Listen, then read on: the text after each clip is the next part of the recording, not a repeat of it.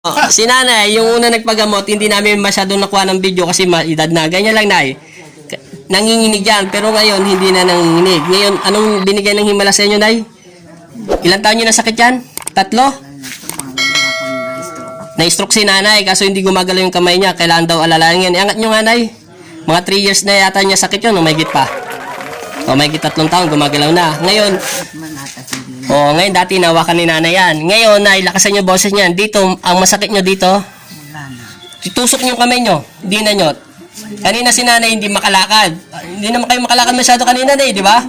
Yung sumakay kayo doon sa motor nyo, no? Lakad nga kayo, nay, tumayo kayo. Tumatalab na yung bisa sa inyo, nay. Alin na masakit? Nawala na daw sakit.